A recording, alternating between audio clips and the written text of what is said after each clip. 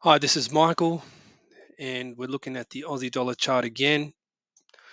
So, after yesterday's uh, incorrect count and then update, we can quite clearly see that we're getting into more impulsive price action, and we've broken above the E wave that dropped, over 1% yesterday, only to come back and head towards 2%. Probably going to break through 69 cents soon. I can just see it happening very soon, which will confirm the trade.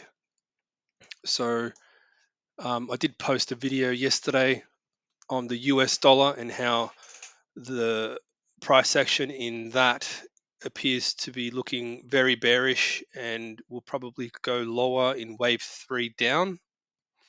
So that just adds further evidence to the stack there that we're looking for higher prices in the Aussie dollar.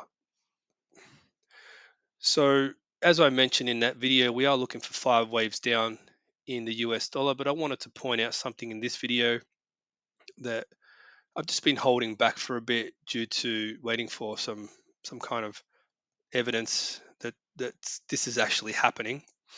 So, what is going to be the target here? Now, it's all nice and fine for me to draw these lines on the chart, but we need to be a bit more realistic about what we're expecting in terms of the price in the future. So the one thing that's important on this chart is that we've already had a wave one here, something that the euro doesn't have, right? Something that is probably going to launch this thing faster than all the other um, currencies. So that being said, this is going to be a wave three for Aussie dollar, which is why I chose it over the other ones to focus on during this time.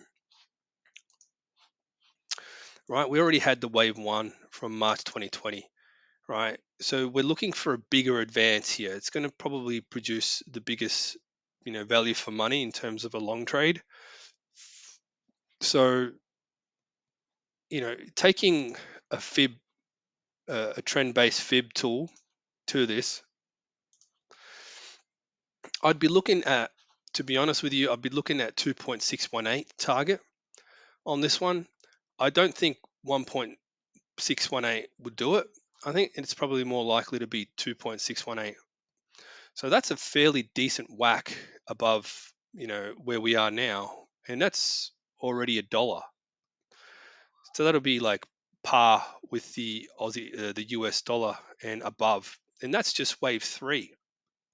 So not sure exactly how far this is going to go. However, if we go back to the original chart of the weekly chart where this decline started at $1.50 roughly, and then we had a wave A, and then A, B, C, D, and now we're in E.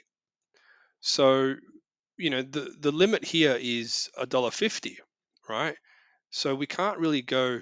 I wouldn't say we can go. We can't go over the top of that. We just can't.